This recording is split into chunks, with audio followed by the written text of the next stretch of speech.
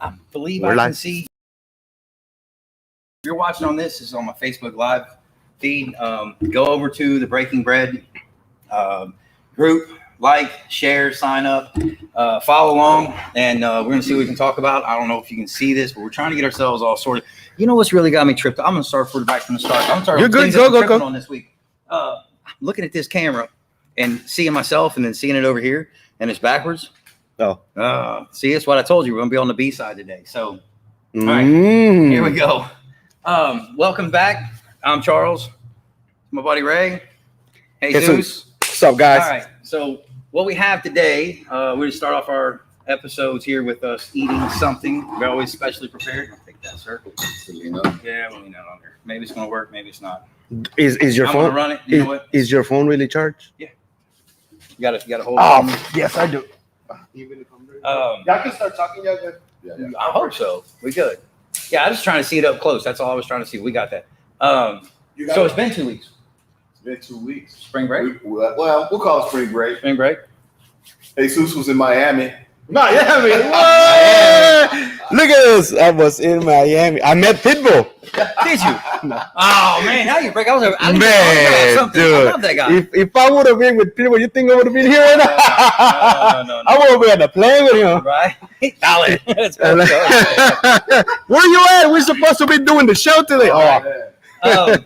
Anyway, so let me back up. So new shop, right? New location. You guys can see on the backdrop what we got going on. We're still trying to sort out some technicals here. We will get this squared up and squared away, I promise you. But hey, listen, we have to start somewhere, and taking that first step out has been a big step. This first show. That's the most important, I think, right? Yeah. I mean, everything else starts to fall in line, but we've had some big changes in these 2 weeks. Tell them where we are today. Today. So last week we started, or 2 weeks ago, we actually finally, after almost what seems eons at this point, talking about being online together, doing something like this. We've gone from transitioning from our old shop, Lucky Chucky's Chop Shop here in Old Katy, to moving to the new shop that is just down the street here on Katy Land, behind the Katy Quick Care and Lube and Car Wash Center. So if you can see behind me, the beauty of the new shop, we've got a lot of equipment to move in, a lot of painting, a lot of this, that, and the others to do. It's been a hectic couple of weeks trying to get everything done. Even today, just trying to get everything sorted and situated. We moved all the internet services over to here, so that's why we're obviously at the new shop so we can watch. I'm still trying to fix that link for me. But yeah, man, it's amazing how much can happen in a short amount of time. That's right. Not our first show, but our first show. Sorry, this is episode second show, but our first show from the new shop. So I'm excited just because of that. I'm big on progress, and when you see somebody making progress, last time we had our podcast, we sat and we talked about success. And to me, success, you can measure it in a whole bunch of different ways. I'll tell you one thing, progress from one day to the next. You're in an old shop, now we're in a new shop today. That's progress, man. That's progress, yeah. And if we talk about baby steps equal steps. The main thing is what you got to do is you got to start stepping. So who I hate to get off on anyway. Who do you listen to during the week? You got people you listen to. Who do you listen to normally? Like do you listen to anybody? I'm saying anybody else's podcast? TikTok or something like that. Do you watch any of those things? You know I'm old school. I'm still not on TikTok. Okay. I'm not on TikTok. You know I'm new school and I don't even use TikTok. Yeah. I personally like TikTok, right? And I like the clips. And we're not going to be able to show you these today, but I promise you something new, right? Something we're going to build as we go. Right. Next week, I've got a couple of video clips that I've watched that hit me, right? And one, because I think they're funny. Two, because they're truthful. Some of them are just cute. But I noticed that these things that, like they said, I'm watching, right? The input to the growth. Because we're talking about we like the growth, but what are we putting in to get growth, right? And Gary V, I love this guy. He's hard talking.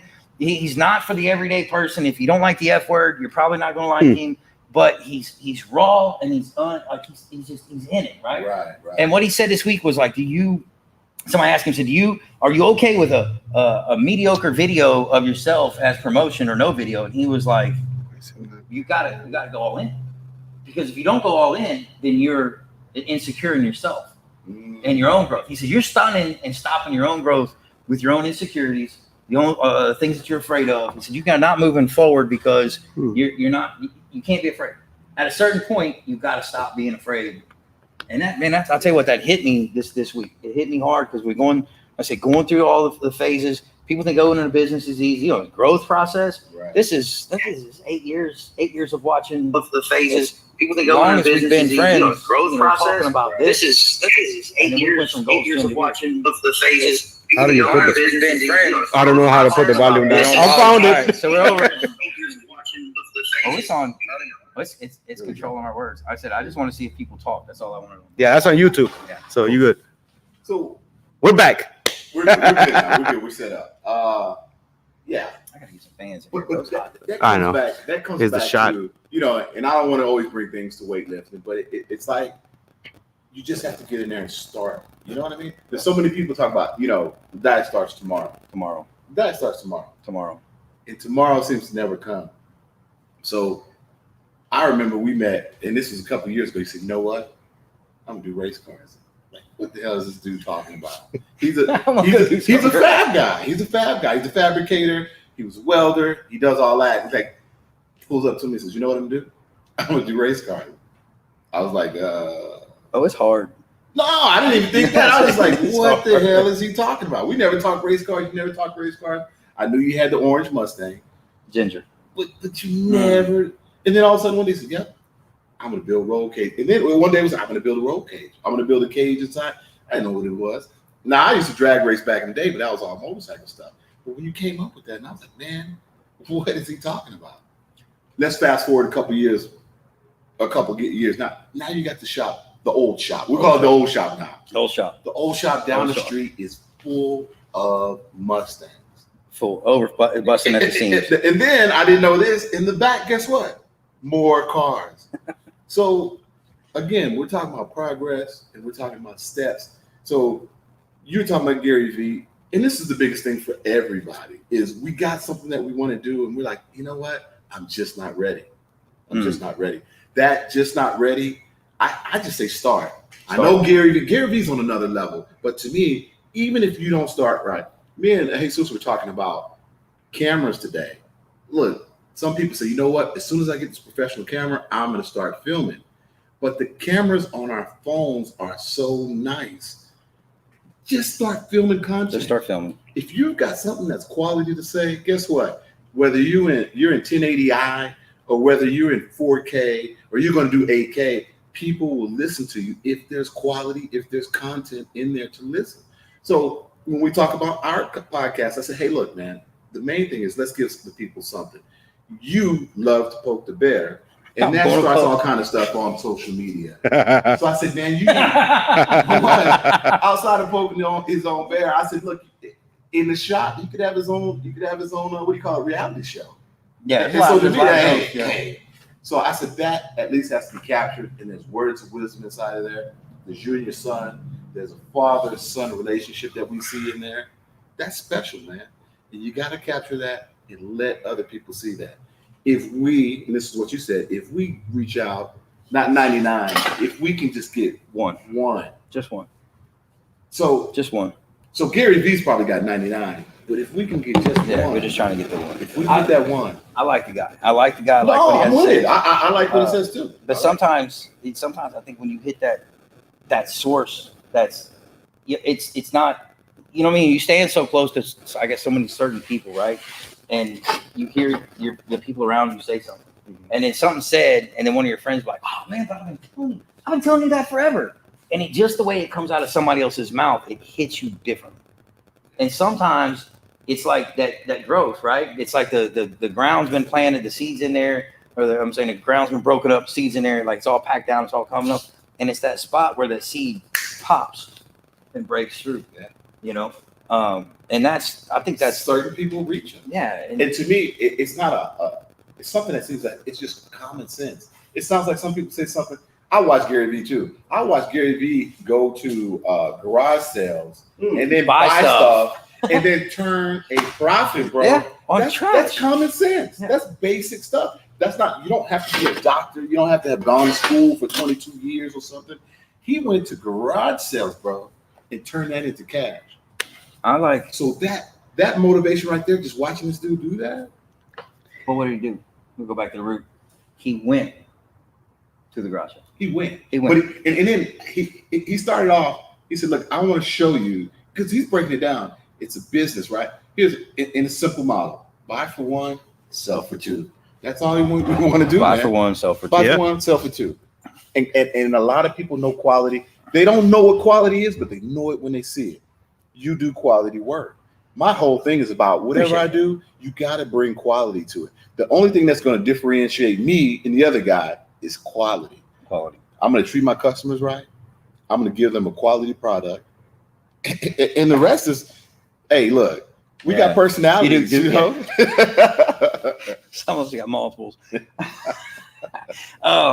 Yeah, so that's it. All that is, it's looking back though, I got the original. I'm gonna get that picture out for you. When I first started my business, I sat down with the goal in mind. When we started Max Metal Fabrication, we can get on business today because we're gonna talk about all kinds of stuff. Sure. It's been 2 weeks. I'm definitely gonna get off on a few things I ran into this week I want to discuss. Okay. You kind of poked at them last week. I shaded away from them 2 weeks ago. We're gonna get back into them subjects. But when I started and I sat down, it's like you sat down with that vision, right? That vision and goal. And I actually drew on a piece of notebook paper, and I'm a horrible artist, if you can believe that. I can color stuff in, but I can't draw my own outlines. And I wrote down Lucky Chucky's Speed Shop, and I had this, kind of vision that I wanted, and I drew the 4-leaf clover, and I wrote the name, and I just kind of honed in on like, I think I have stuff too from when I was a little kid when they was like, "What do you want to be when you grow up?" And I was like, "I want to be a gigolo," which I didn't. I failed horribly at. Deuce. Then I had like, everybody wants to be an astronaut or a scientist or something, but somewhere in all that, I was like, I just want to build cars. I just wanted to do this, and I had no idea how exactly I was going to get there. The plan there was no laid out plan. But, it was a hunger that I had as a kid to do what I'm doing. And then now, like I said, when I started the business the 8 years ago, it's been 8 years. Wow. So, we're going into that 8th year, however you want to look at it. But it's been that long that I kind of just started off, man. I had no idea where I was going. I just knew I had something I wanted to achieve. And it took all that. As a matter of fact, it kind of took all that time until my son graduated high school. I don't think the thing that really hit me was when he graduated high school. I was like, "What do you want to do for a living?" And he's like, "I just want to build cars with you." And I was like, "Hold on a second, man. You want to do what? Like, you want to hang out with your old man? Like, we really," because I didn't want to push him. I didn't want to shove him into. So I tried the sports, tried the other things. And it was like, he would do it because dad wanted him to, but it wasn't what he wanted. That wasn't his passion. And then when he decided that like his passion was to do what I'm doing, or at least what I was interested in, I was like, that's blessings on top of blessings. Right. And so now the past 2 years is where to fast forward to, is having him in the shop, being next to me, like he's the ultimate apprentice. I'll brag on the kid all day long. But he listens, he absorbs, he studies. He's not just, if you don't give him the answer, he'll go find the answer, at least come back and get an answer and be like, "Hey, so I did some research, I checked it out, I studied it." So I've tried to, same thing we're doing with this program is to teach other men, like how, what I have with my son wasn't something that just happened overnight. Right. It's a progress. Right. It's a lifelong commitment to being a father before anything else.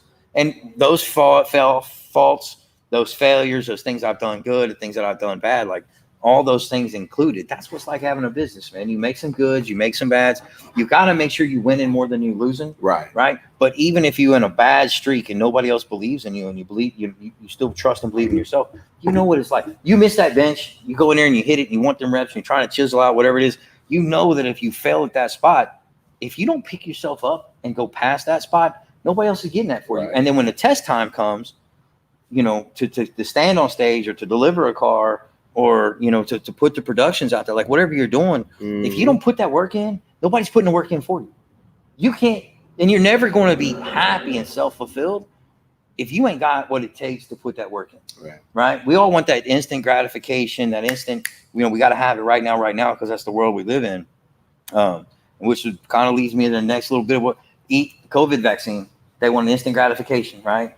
I've dealt with this past couple of days. We'll get on that, and we're gonna get on that. We're gonna get on that. Are we We're gonna gonna get on talk that. about No, And we talked about it in the first episode, but you're good. I No, said no. it's a current Let- issue, and Let me ask this a lot real has quick. happened in 2 weeks. Yeah, Hey, that's Suze, true. Have you taken the shot? Did you take a shot? No, I went to HEV to ask, yesterday, but they said that on Monday everybody's gonna be able to take it. Like that was the news, How about you? Have you taken the shot? but I haven't taken it. We took a shot. That's it. Laugh. That was Pass tequila, out. bro. That was tequila. That killed it. Hey, listen. If I know anything from how do I say this? Let me say it. Like, let's see how bright my head is. Without saying it the wrongest way. If I say anything I've learned from that, you need lime, chili suit, polio con, whatever. Like I don't even like the super and a shot of tequila. It fixes everything. And you know what? Oh, my bad. Vicks Vapor Rub. But look. Remember, I said this in our last podcast. I don't talk negatively about anybody who wants to take the shot. I'm not negative about it. If you feel like that's what you got to do, because again, remember, I said that we've got to survive this right now, and you said no, we got to thrive. Me, I just want to break everything down to the most simplest component. Look, if you can't do better right now, if you're not at the point to thrive, what I want you to do is just the basic thing is just get through this, because I think this is the Thanos snap. We're thinning the herd. This is a thinning the herd process. I'm not. I know it disagreeing. ain't- I'm not disagreeing with you. I'm gonna be open. See, I expected he's supposed to be, the conspiracy dude. I'm but, not you know, conspiracy. I'm looking at truth. I'll play the conspiracy dude for 30 seconds. This is like a Thanos snap, and what we're doing is, what do you call it? When the strong will survive.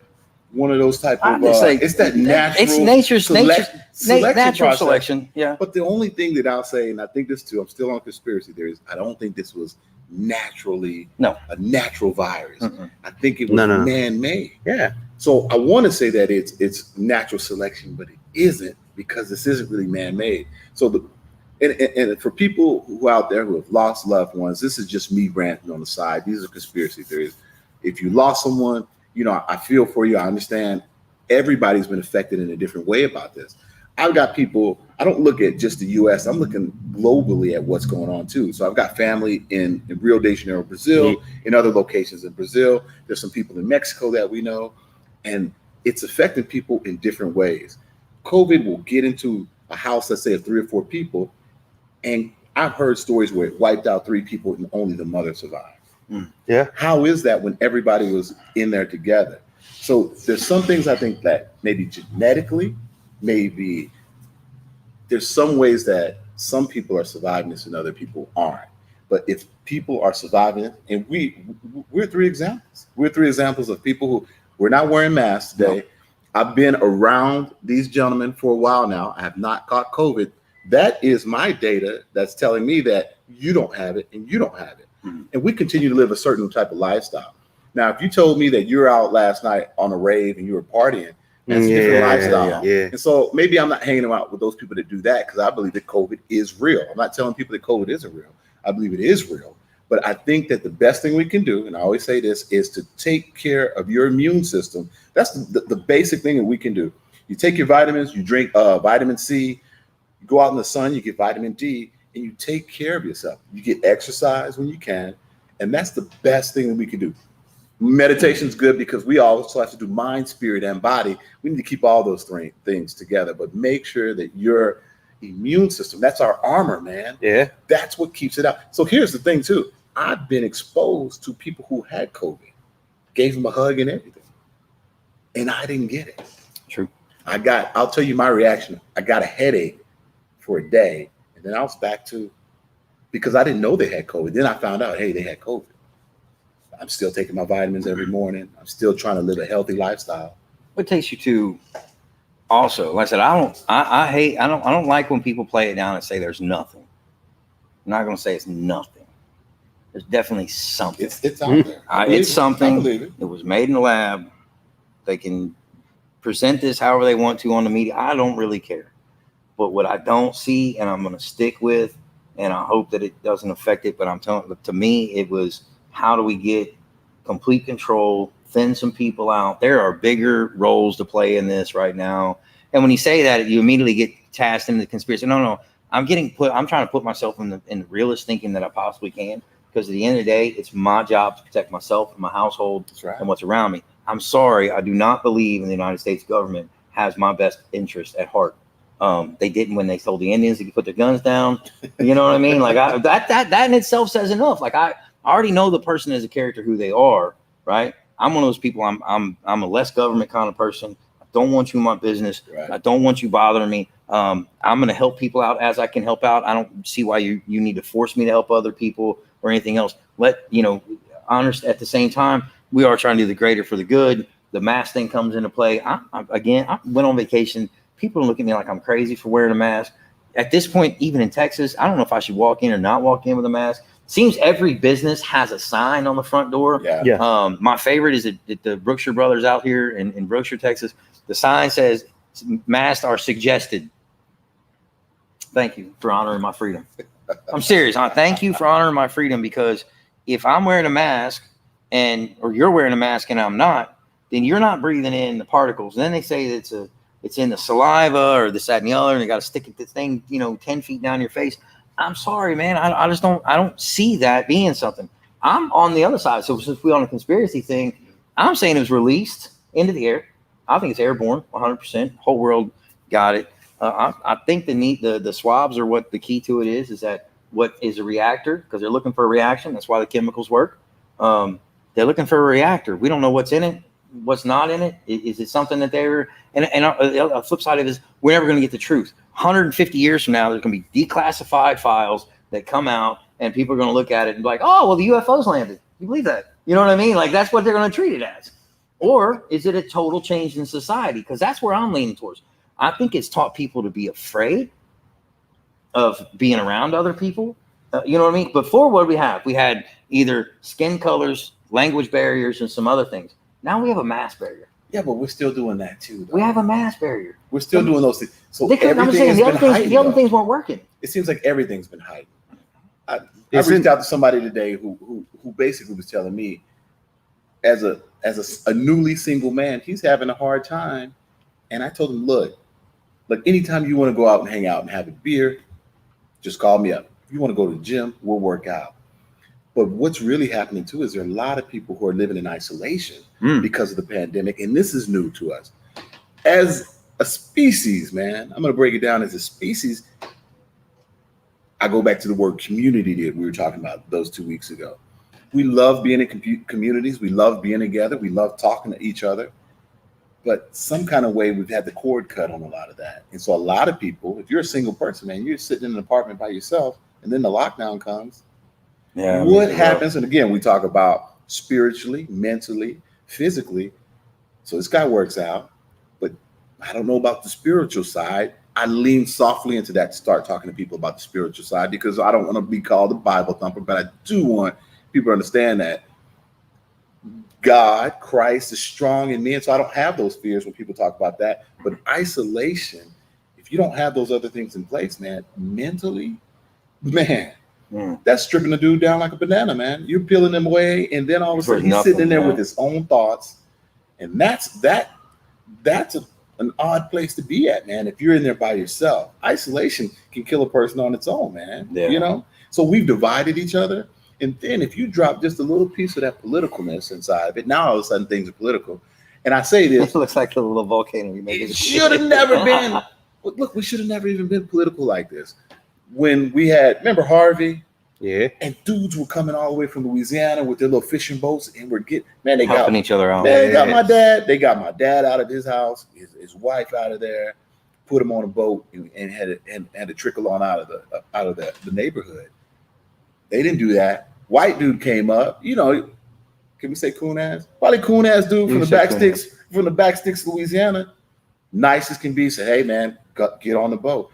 People were reaching out, whether they were left or right, it didn't matter, man. We were helping people because they're humans. Neighbor helping a neighbor, just like the Bible. Community, dude. We have to build back those communities that all of a sudden we got stripped down, and all of a sudden we're talking tribal stuff. Well, I'm this, I'm that, I'm BLM. I'm whatever. Back to blue, man. We're doing all these things. We're getting tribal because you pointed that out to. It's a way to divide and conquer. So no, I say that a lot of times. If we rewind the clock a little bit, skip back to Christopher Columbus and discovered America or anything else. If I was an Indian person, had any kind of inclination what exactly was going to happen to them when the English white settlers or whatever words we're allowed to use nowadays happened, they would have walked out and scalped every person on the boat. They would have just been like, no. And people would have known to not come mess with them. But the issue is that even the tribes that were on the lands of the North and South Americas were fighting with each other. They had no kind of unity.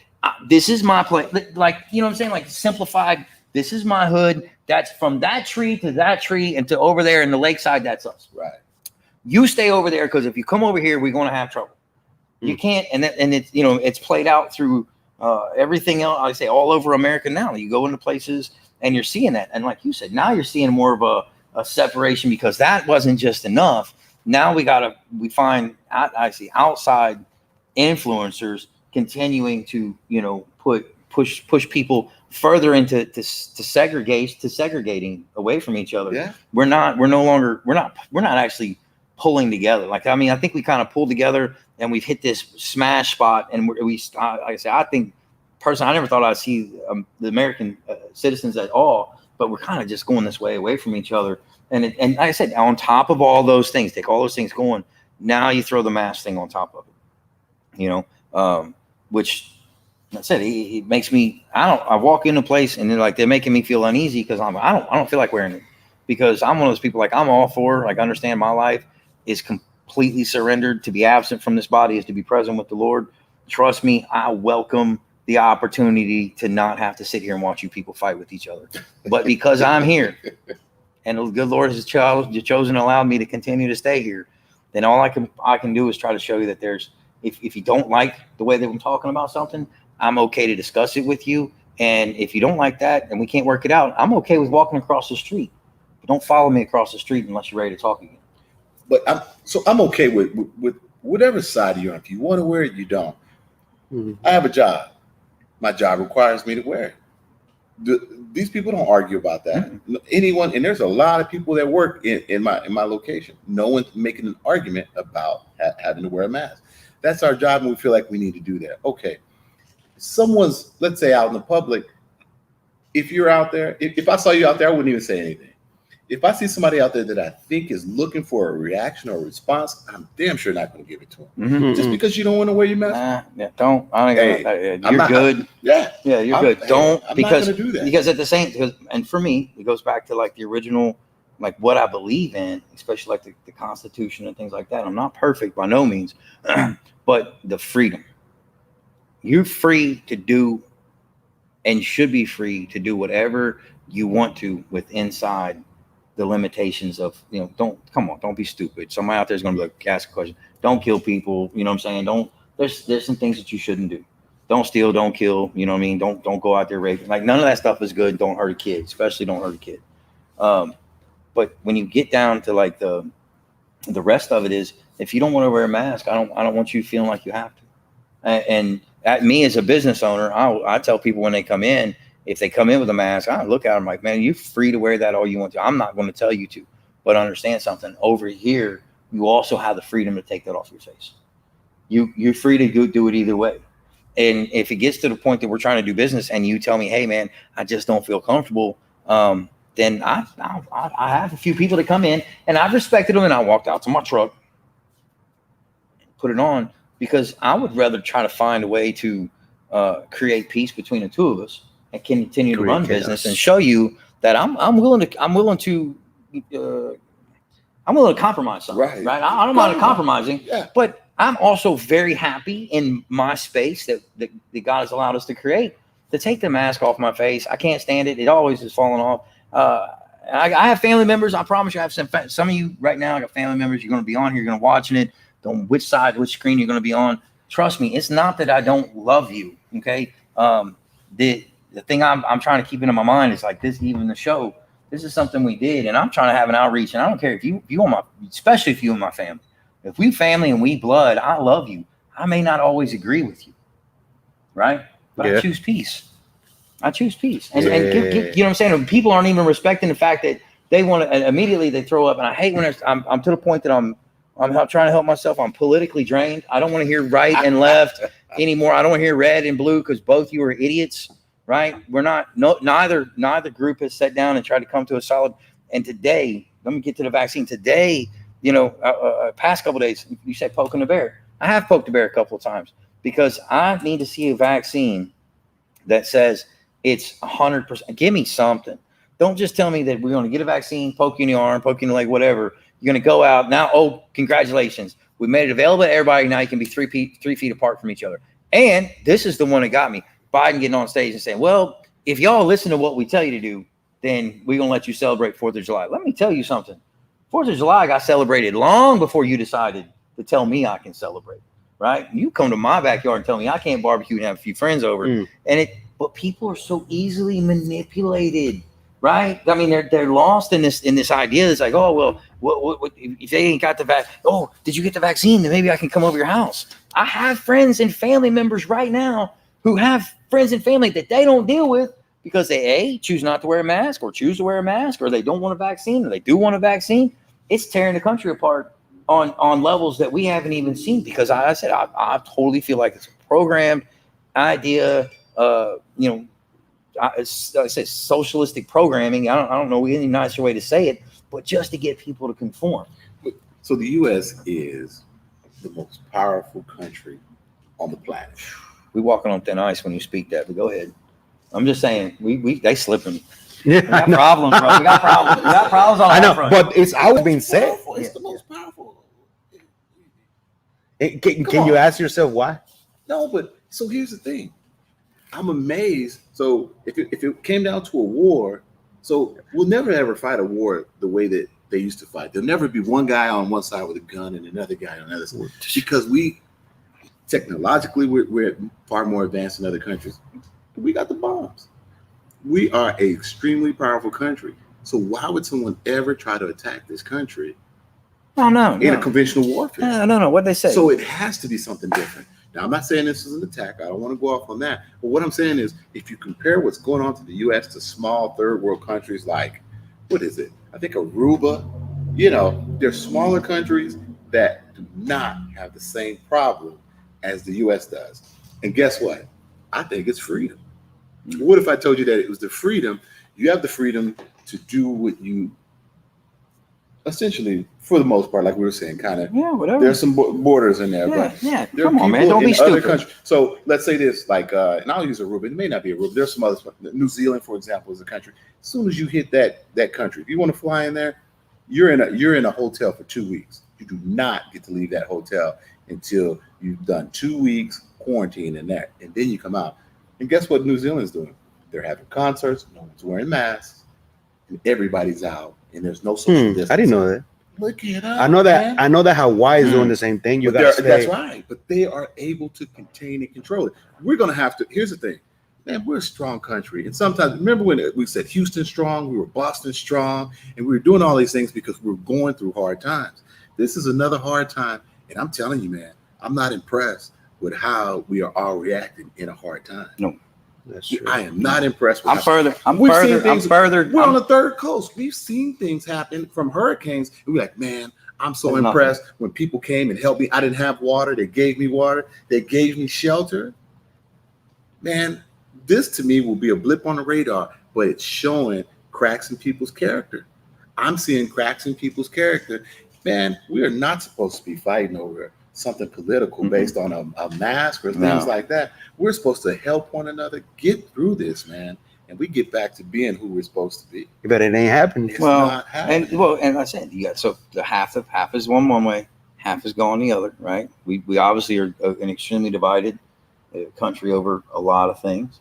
The mask, like I said, the mask mandate, lifting the mask mandate. I have friends who live in other states, family members, and they're like, hey man, what's it like to not have the mask mandate and it be lifted? And I'm like, you know what? It sounds really cool because maybe less people are driving around in their cars without a mask on their face. Yeah. But past that, you're still going to places, you're still going to stores, you're still asking you to wear a mask. It didn't change anything. It didn't change nothing. It didn't change anything. You know what else didn't change anything? A $1,400 stimulus check. You want to talk about that? Yeah, I'm The talking stimmy? about the stimmy. The stimmy didn't change anything. It did. I'm saying it might have changed. You Hey, he bought the potatoes. right. Oh, We got the poppers. We'll get those in a second. Papas. But it didn't change. If we're that far down, right? Like I said, this is why the whole COVID thing, I just have a hard time digesting it because I'm not just looking at a vaccine and mask and da-da-da. You got to tell me that we have people sitting in Congress or wherever, they're making these rules. They're passing out billions of dollars. Aren't we worried about American citizens? I'm worried about American taxpayer money, right? We in a relationship, right, Uncle Sam? We need to bring that back. We're in a relationship. Why do you feel so compelled to spend all of our money that we paid in to somebody else? Which means, A, you're taking too much from us to start with, right? You're taking way too much of it. You got money to throw away like that. I want some of my money back. Give it to me, right? Two, we're not sending it anywhere that, to other countries that the stuff that it went for, like gender identification or some other crap. I don't want to hear about all that stuff. I want to focus on the problem at hand, right? Now, you got people out there, not able to pay their mortgages, their rents, people who lost jobs, people who are not able to function properly. We've spent a year. Oh my God, some of these kids, I'm so afraid of the parents that y'all are, how you've raised these kids for the past year, teach them homeschooled, right? I mean, we've got a complete, we're not even seeing the outfall for this yet, but this is a complete slash in all of humanity for this moment in time that's going to have a lot to say about where we go from here, or not just where we go, but where we go collectively. Are we United States strong? Are we Houston strong enough? I mean, I've never heard. Are we trying to be world? Are we trying to be world strong? I mean, because I get that. I get it. We're trying to take care of everybody else in the world. People are flying in and out, especially here in Houston. We have so many people coming in and out of our international city. and we do. And I mean, but how do we control? We're not able to go to all those other places and countries. And I mean, we can't even get in and inspect the bomb centers or stuff like that. How can we expect that we're getting the right information, the right data, the right things are being done? We're still not taking care of home first. But we never even said that, and again, we said it, Boston bomber, Boston strong, Houston strong. We've said that in going through these type of trials and tribulations. We're going through one now, and we're not united enough to even say United States strong. I haven't heard anyone. I don't feel like the unity is there. I push for it. So, and when I say I push for it with the people that I know. So me and you always sit down. We're always, hey, look, let's break bread, we can talk. We always divide it up. Even if you've got an opinion that's far on the other side of mine, I'm like, look, but sit down and respect the person enough to listen to it, man. Instead of pointing the finger and then start insulting the person, listen to it. You may not have to agree with it, but it's about opening and seeing other views, man. What do you know about the person if you're not even going to sit down and listen to him? Yeah. If you're going to shut him down before he finishes what he's talking about. Yeah. So I think sometimes you walk in so hard-headed with we maybe all of us in general, we all fail on that part too. Like we'll go in with an idea that's so strong for our own side that we're really not even willing to negotiate with the other person. And the thing is, my thing is this, if I'm taking time out of my life to sit down and have a conversation or do anything with you that involves my time. Yeah. My time is something it's a gift from God. That's right. And I only have so much of it to That's give. right. I'm trying to do and be diligent about giving them the proper amount of time to, the things and the people and situations around me that I've given my priorities to and to not get off track with. And that around us is like, let's say community. I've noticed that if you start to move around the United States, though, like you're saying with Aruba, when I got over to Georgia, you have these communities where everybody's on track. Everybody is communicating. They're putting in, they're working. And you know what? Nobody had masks on. They also weren't all freaked out. They weren't all worried about, oh my gosh. So when we walked in, we got masks on, we're looking like aliens to these people. I mean, I'm telling you, it's the weirdest feeling in the world. I might as well, like Richard Pryor. Like, does my mom know? That's the way it felt, though. But that was one of the first times, not say first times, but one of the few times I can't say in my life that I walked into a place and I felt so far out of place. So far out of place because I had a mask on my face. And these people were looking at me like, wow, should we quarantine you for 14 days in the cornfield or something? I'm like, hold on a second. So one of those things, and so I've been in those situations too, but it's not inside of Houston. Remember back when Houston was on fire? I mean, they said the spike, the roof, it was out of the roof on, the rate of transmission, how everyone was getting sick. The hospitals were at 90% or whatever. But when I go out, let's say an hour outside of Houston, man, it's a total different vibe out there. People didn't wear masks, and I could actually stick my hand out there, and the dude would shake my hand. Mm-hmm. So I know what you talk about, going somewhere and feeling like an alien, because I was like, whoa, we don't do that in Houston. But the same thing I didn't want to do at that same time is I'm nervous because I'm telling people, yeah, I'm from Houston. And I figured they would have looked at me like, hey, look, yeah, you got the heebie-jeebies. Can't be in here. So at the same time, I always said, look, and I always feel like, hey, I don't have it, right? But I don't want to affect one. I don't believe that if you catch COVID, I don't believe that it's a death sentence. No. It is not a 100% death sentence. And with respect to those people who have lost their lives or lost loved ones, we know it's going to kill certain people, but so do cigarettes. But and the I thing ain't is, seen nobody trying to fight so me does for 'em. alcohol. So does alcohol. Yeah. So does heart disease and all these other issues. But I think our approach medically here in the U.S. is not correct. You know what's the only doctors are sending people home and telling them to come back when they feel you feel worse. My grandmother goes in. She's 83. A couple weeks back, we go down there. She's not feeling good. She makes the decision. I'm gonna stay with. She said, I don't want to go in. I want to get tested, nothing like that. Finally, after a couple of days, talk to her. It's all right. I'll go get it done. She goes. We call the doctor. And we're like, look, Granny's sick, and they're like, oh well, she has to get a COVID test first. What does the test have to do with anything? The fact that the woman don't feel good. Now, what you should have done was brought her in, right? Medically, we're supposed to bring them in and treat them, and then test her while she's there. That's right. You should have brought her in and say, you know what these things kind of look like. Let's see. And this is what bothers me is that they wouldn't do that. Is to say, what kind of symptoms do you have, and what are you dealing with right this second, right? And then we're gonna know medically well how we're supposed to treat it. Then we're gonna take the test swab. This should start making you feel better. But let's see if what we gave you actually helps you over it. Instead, Big Pharma, to me, is all standing around saying, well, you got a problem. There's 5 or 6 big multi-billion-dollar, trillion-dollar companies all sitting around fighting over a vaccine of who's going to be able to get it, who's producing it, and who's it going to go to. It's almost like the medical field, like they were so worried about, again, like let's get you tested and then we'll see how you feel. How about you treat me and I can take the test? Because the medicine's not going to take effect for at least 45 minutes. Well, let me tell you what they would have done. If you got Granny tested and she was positive, they would have said, okay, how is she feeling? Well, she's feeling pretty bad. Okay, well, tell her to come back once her symptoms are worse. Yeah. And then that makes sense, though. But while she's sitting there, let's say like days go by and there's no treatment, that person is getting That's a death worse. sentence. That's a death sentence. Waiting and no activity, waiting and having no response to what's going on to that person, that is the death sentence. And I'm telling you that I've seen that in multiple cases where people have gone and said, doctor, I tested positive. I want to come in. And they're doing this on Zoom calls now too, because they don't want you to come in there.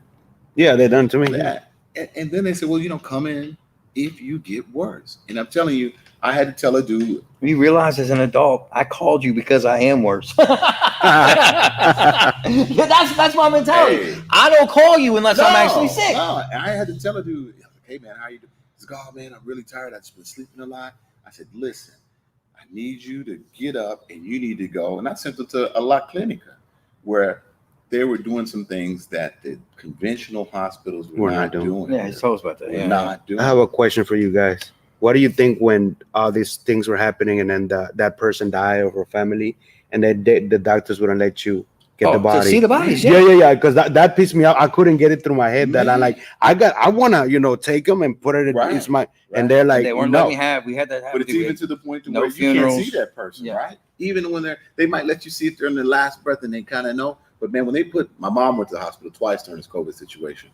We had to leave her at the door, and you don't see your loved one anymore. You're just sitting there like this, staring through the damn window. Which looks like but it looks like a sci-fi. Think about it. It looks like a sci-fi movie. It looks like a sci-fi movie. It's something that we all living in a sci-fi. Yeah. But it doesn't even begin to feel real. Now at the same time, they're talking about the hospitals and the people are overflowing.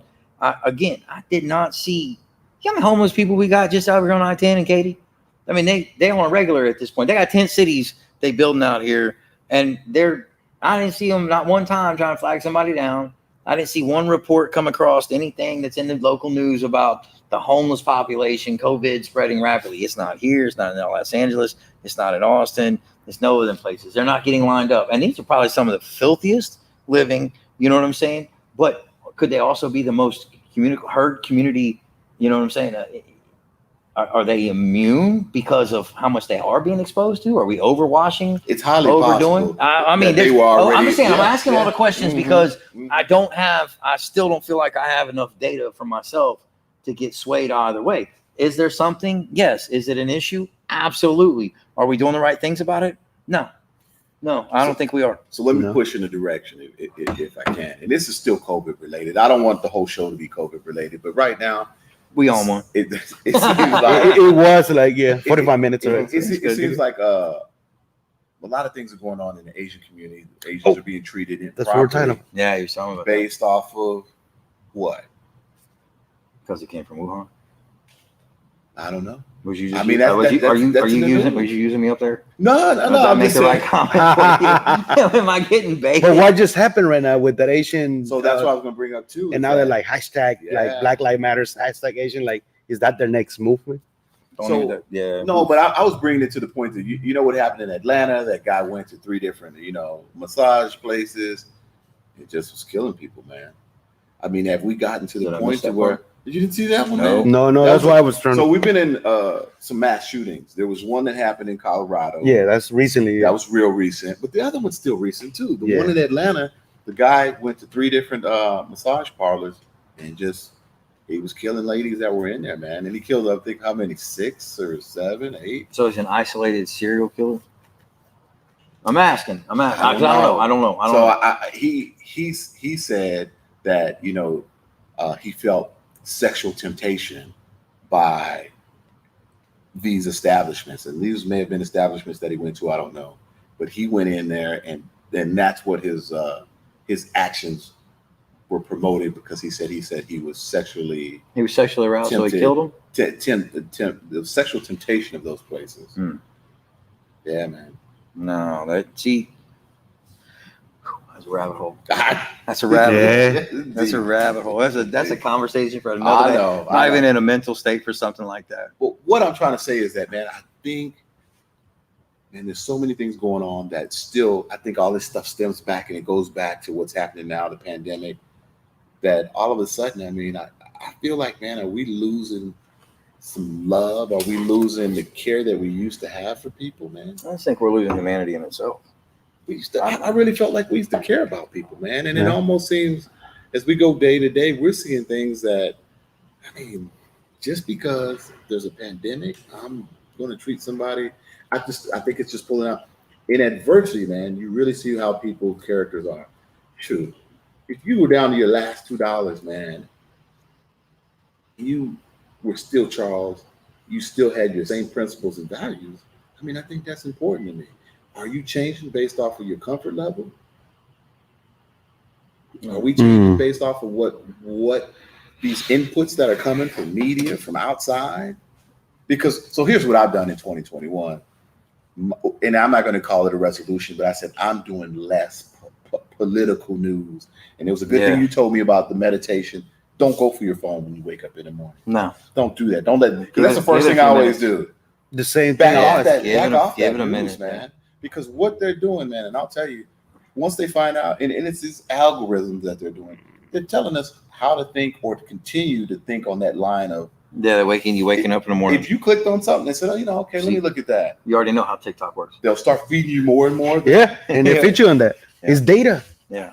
Well, it's still manipulation. It's manipulation. But so we go back to the other part. We know it's manipulative, right? So it is manipulative or is it motivational to get people to do certain things, right? I mean, that's basic. So here's what I think it is. I think you have a bunch of people who are manipulative, trying to use motivational techniques to get some changes made around the entire globe to make themselves happy. I'm still voting for this is the elitist. We're just pawns in the game. I'm just a squirrel, right? Trying to get my own little stash. That's all I'm trying to get after. Past that, beyond that, if I have, I give. You know what I mean? At the end of the day, it's a matter of living living through this without allowing this to negatively affect us or change us. And that starts, I think, at home, right? For sure. For home. So we go back to the home setting. We go back to either a husband or a father role that you're playing, whether that's full-time, part-time, your whatever job that you have. Is if any of these things like halfway make a sense, I'm trying to watch all of the comments that are going up and down in both places over here simultaneously. So I'm listening to you guys talk. But can we switch gears a little bit? How do we, after we discuss these things, which we all agree there's some issues, right? Mm-hmm. Yeah. What do we do beyond that to start in helping ourselves first, right? Because I don't think I can really encourage and tell too many people about what I'm going through specific. I can't really sit down with the person every day and say, hey man, this is what I'm going through. Da, da, da. Although I'd love to, I can talk for days. I don't mind it. But what changes are we trying to make inside our own homes? And what do you think yourself as a father? I know what I'm telling my son, right? Hey man, we kind of just shy away from people. We stayed away. I'm one of those people that when all this COVID stuff hit, I was guilty of running myself down to the local market or stores and grabbing, seeds to make sure like, hey man, I don't know if I'm going to cut off my food chain. I've watched enough things happen around the rest of the world in places that economies have collapsed, the Venezuela stuff that they got going on down there and whatnot. As I said, it's just seeing those things and then taking that and reapplying it back to my home to say, okay, listen, we got to take care of ourselves, right? We need to make sure we're fending for ourselves. We definitely are in a spot over the past from 2021 till now, or 2020 and going into this, that we've seen a change in what we buy, right? We're not buying the things that we used to. We're buying bulk stock, learning to eat a lot of the same things that get us by without spending our money on things because we don't know when we were going to have or when we weren't going to have. Business for us just got completely shambled last year. I mean, to the point where everything around us says that we should be drowning and dying at this point. And instead, the opposite thing has happened. And I think that noticing a lot of the things outside the home, that when you take that in consideration as a father or husband, or even as a son, right? You're trying to do everything you can to try to help the first community you're around. And that's the husband-wife set, and then the children, and then your neighborhood, and then your place of employment and things like that we have to get to. You take a job, you choose to work there. You don't get to choose who gets to work there, right? You buy a house in a neighborhood, you choose to live in that neighborhood, but you don't really get to choose who else is living in that neighborhood. Right. Given that you're making choices in either way, it means that you had an opportunity to choose where to work and where you can afford to take your family to, right? It's the things that you do in between there, because what did you do it for? The main factoring was, especially as a husband and father, you didn't do this for yourself. You're constantly putting yourself in a server's position, right? And in a leadership role. And then how do we take that back as parents and say, okay, listen, I got some of you, whichever way that camera is, I like you. I don't agree with you, but I love you very deeply. I don't want to see anything bad come to you, your family, whether you're an anti-mask, a full-blown mask, anti-vax or full vax or whatever it is. I like you. I like you so much that I've spent time with you. I've hung out with you. Our kids have hung out together. We've done business together and any other things. I don't wish ill on nobody else. Mm-hmm. But the kind of, take that in ourselves and say, all right, so what are we doing? What are we teaching our kids, right? Because that's some of the clips I wanted to bring in and play today. And I'll make sure I play them next week, was to hear information come in and put it in such a context. And I'm sad I don't have the video, so I'm gonna go ahead and ruin it because I like to tattle on myself. So the guy the comedian comes in, he's like 8 years old, something other, blah blah blah. The kids are picking on him. He says, "Dad, they called me a redneck."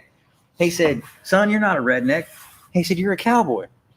And he says, "Yeah, what?" He goes, "Yeah, you know what the difference is? Acreage." Right? But the mindset that father could have taken, and this is what hit me, was I was watching these videos, because they're in your algorithm, right? They're showing you stuff, whatever they're supposed to be showing. But mine is what I choose to take away from what I'm being exposed to, right? And I thought to myself, I was like, you know what?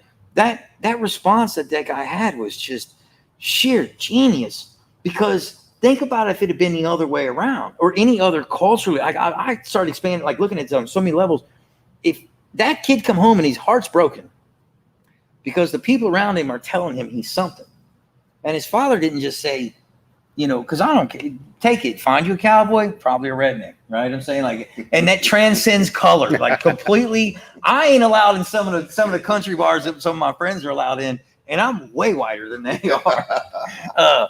And my neck actually turns red, you know what I'm saying? Like, anyway, but he brought him in. He's like, they might be saying that about you, but who they say you are doesn't define who you're fixing to become.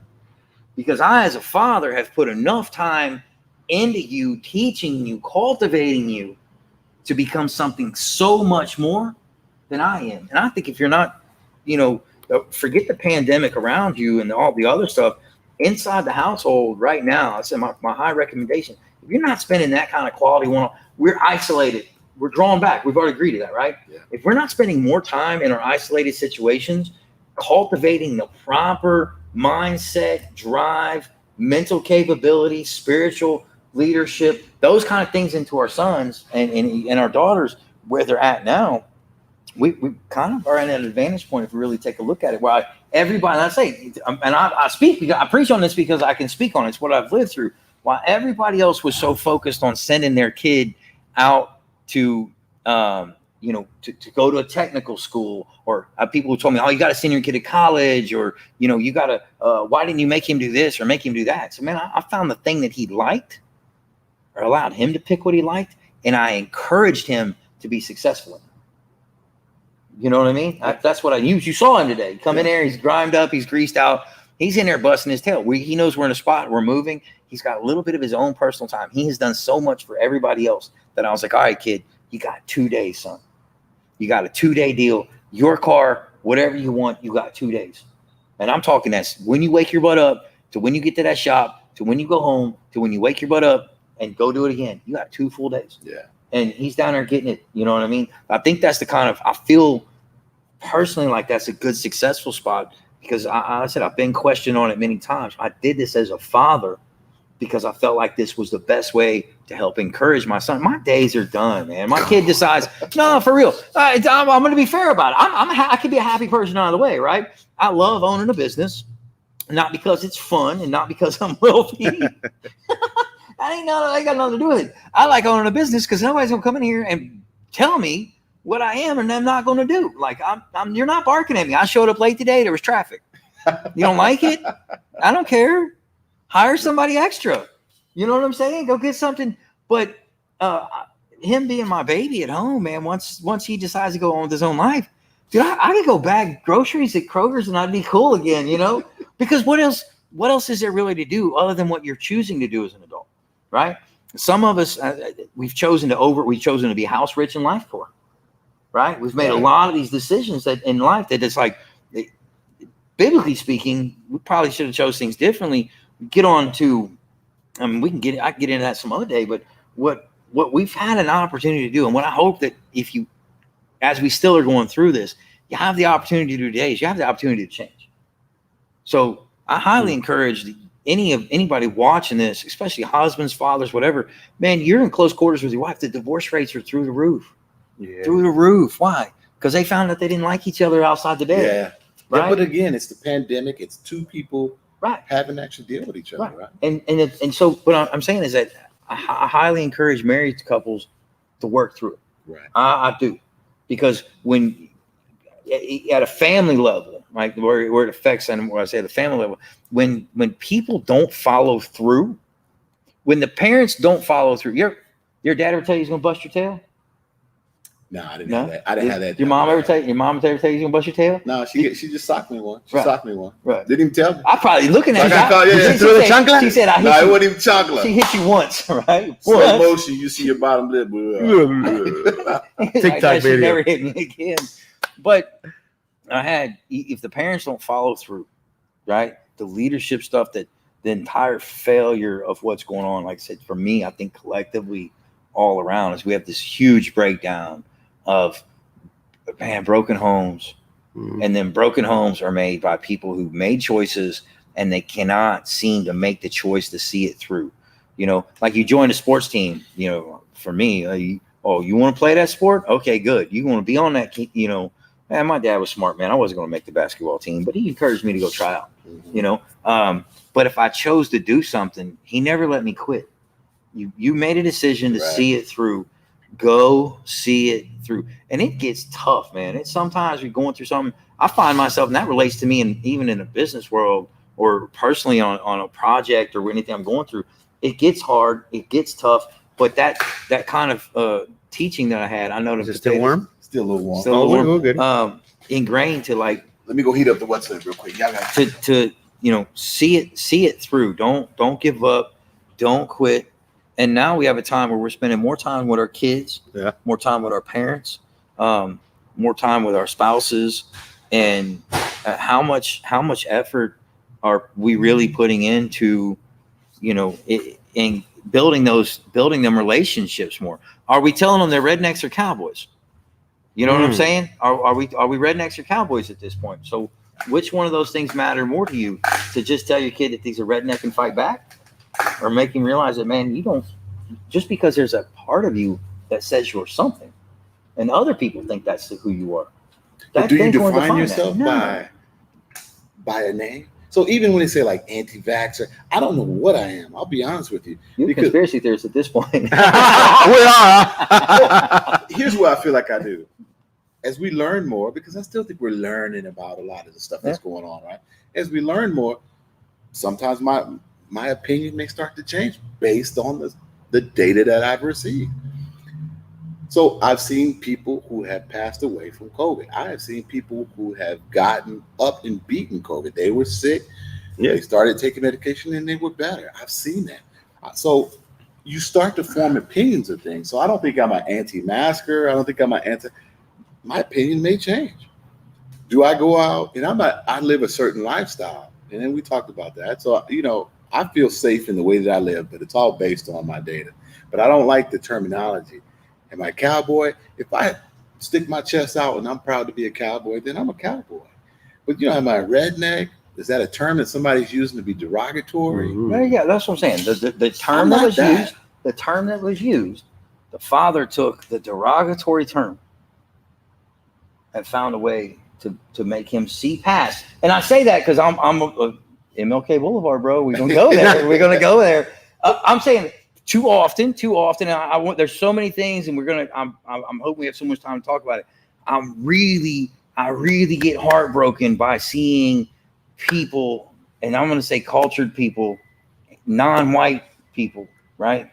Non-white families. If that's even the right thing to say. If I offend somebody, go.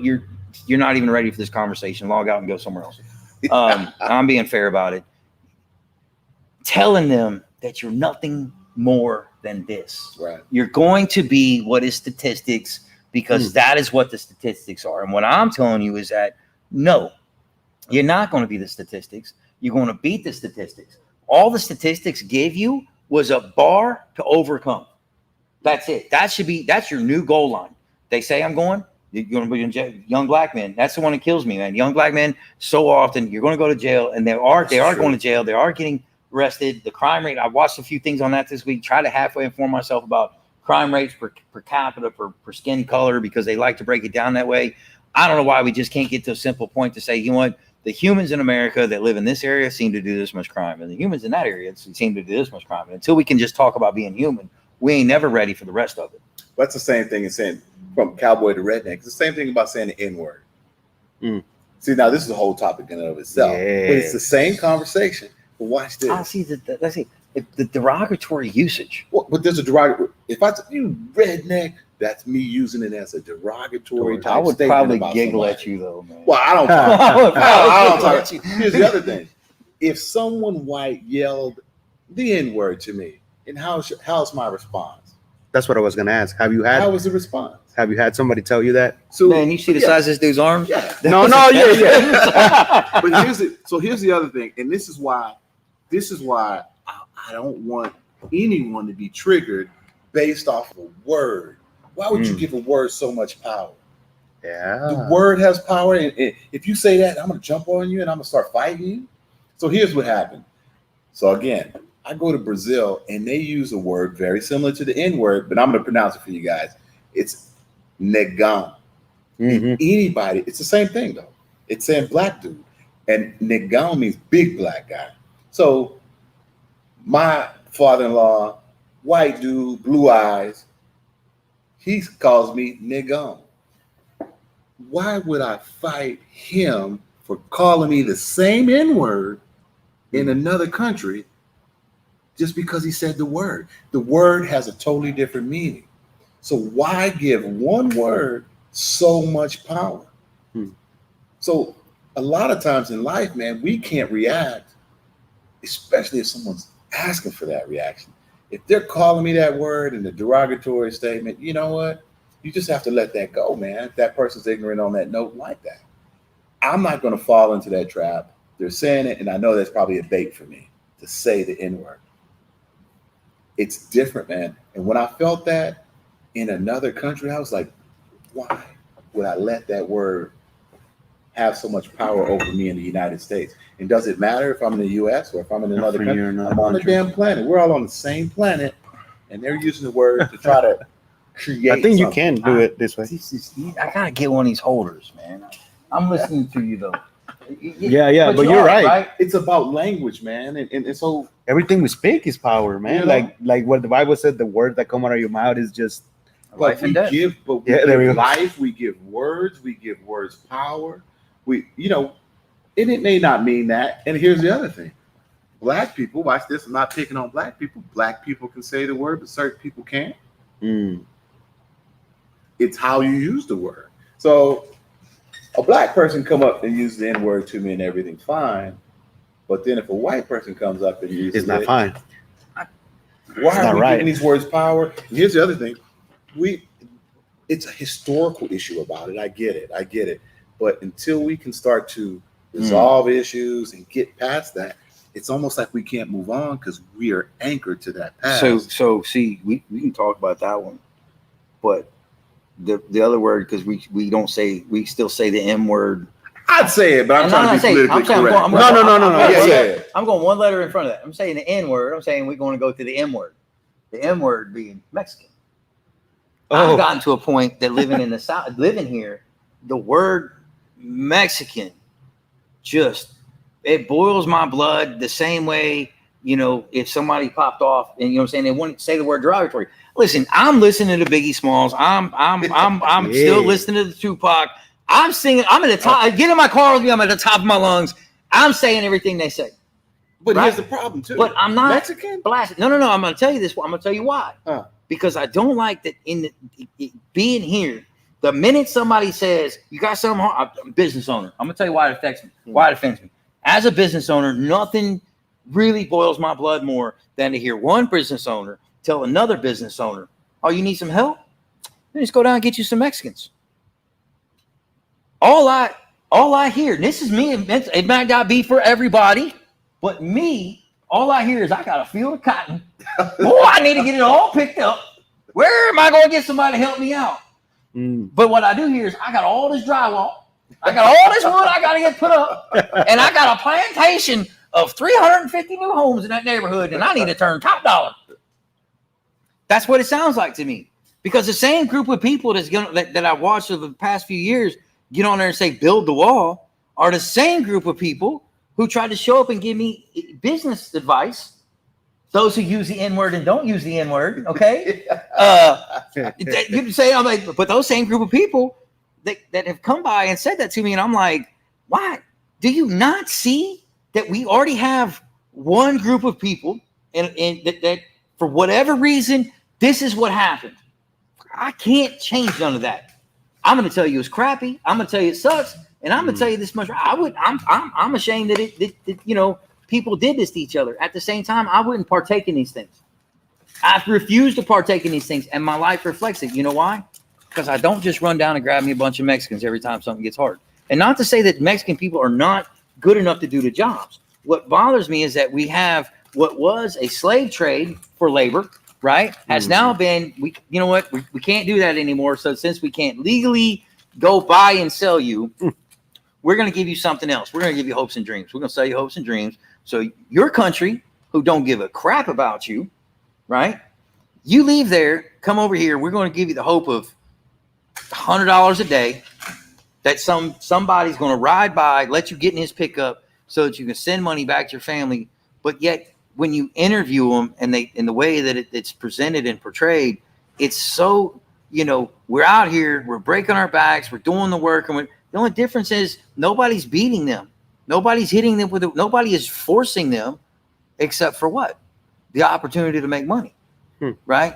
So now that they're believing that they're making the money, that making the money is so important, they're willing to sell themselves into what is a modern day slavery system that keeps them captured in their minds. And the problem with that is about 25 years ago, I'm working in Cincinnati. I'm coming out of high school. I'm in construction, right? I'm thinking it's going to be the same way it's been for all the years. Next thing you know, Mexicans show up. And they're doing stucco, and they're doing the roofing, and they're out on the job sites, and all. It's more. People say, well, how do you feel about that? I said, honestly, man, if somebody come from another country to America and not getting the education, they're not getting the healthcare, they're not getting the rest of it, as long as their children are coming here, they're getting taught, educated, their kids are going to end up paying the taxes back for the tax burden that they are on the society today, right? So what's the difference here, right? What are we doing to what they'd asked me, and let's say 25 years ago, what was my feeling on it? This is my feeling. We're going to see a return on that. And that's different now today, because now I'm coming down, like I said, living down here, and it's the immediate thing. And what's worse than that is I love Django Unchained. I think I've seen that movie about That's a good movie, bro. Good movie. I die every time I watch it, and I watch the actors, and I'm like, the how they had trouble playing the characters, man. Kudos to them. They did a good job. Love that movie, right? But when he at the same time, when he goes in and tells him how bad he is for trying to get him a fighter, right? And how bad that he was because he's doing it to his own people. And he showed up with 15 of his friends, and he's undercutting these dudes, catching a pop on top of it. So I see it too. I'm seeing it multiple ways. Like I said, we can go back to go over to the stereotypical side. I'm surprised. So this almost goes to the same. And I might have missed it. I missed the Mexican. whole thing. Can I have my soda, please? Yeah, let me get that for a minute. So when we use the term Mexican, and I'd be mad if I was Mexican, just calling Mexican, and that's incorrect. So It's incorrect. hold on. Let's That's incorrect. back up. Right? I'm not from the South to start with. Definitely not from Texas. Hey, I'm sorry, I'm breaking bread. Keep Break going. it up. We got behind for it. Anyway, I'm at work, right? And I like the guy because he's the other welder. I'm learning. I don't have anybody else at work with me except for not a language barrier. But we do Why? a common job because Why I is speak the language? Spanish. Well, why don't you speak Spanish? Man, I've been trying, bro. I've been trying. But My he's Spanish is right bad. though. So I'm there, right? And so I'm stuck working with the guy. Like, what time it is. I don't really know much else past that. Right. It's broken English, and down at work every day. Guess what? There ain't nobody else around but together, having conversation at work, creating camaraderie. At him, and he called him a Mexican. And I said, "This is one of my just small stories." Full of gold bars, left Venezuela and flew to Russia. Yeah. So when you're talking about the elites, I mean, there are things that happen on this level way over here, and there was no hiding it. There was a big ass cargo plane full of gold bars that left Venezuela and went to Russia, and then there were Russian troops on the ground. That's the only reason why Maduro's still in power. So, hold on a second. I need you. I didn't watch the rest of that. You got to unscramble my head. I thought Trump and Putin were buddies. It can be. You can't mess with Putin money. I'm saying I have spent the past 4 years having my brain programmed by media telling me that Putin purposely interjected into the United States voting, right? Which was the only reason Trump won, because they was buddies. And now you're telling me Trump was putting pressure on the guy in Venezuela. He loaded up all the gold he had, just short of borrowing from Fort Knox, flew it to Russia, and Russia put troops on the ground over there. Yeah. Putin's a gangster. Putin is a gangster. I'm sorry. And he's going to win. So he's but tough, bro. he don't have a good relationship. He don't have to play by American politics. That's the difference in him. He don't have to play. He does not play by American politics. By no means. Putin. What do you mean we say that? I'm just saying, like everybody here in America we play by the oh so nicey rule. We spend way more time being nice to everybody else than anybody else spends time being nice to us. On a global.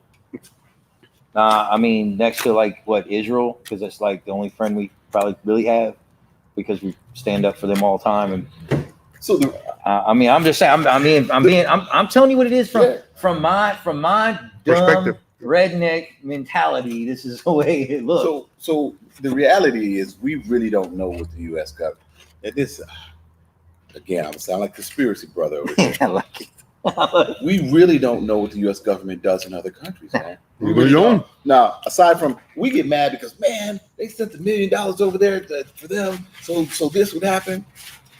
This is the stuff that they're releasing to let us know.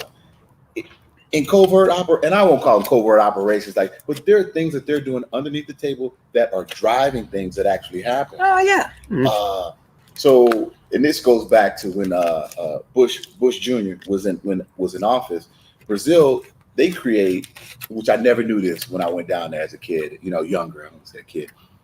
So they have cars that run off of ethanol, sugarcane juice. So why would we ever go to war with Iraq over oil and gas if you can actually run a car off of ethanol?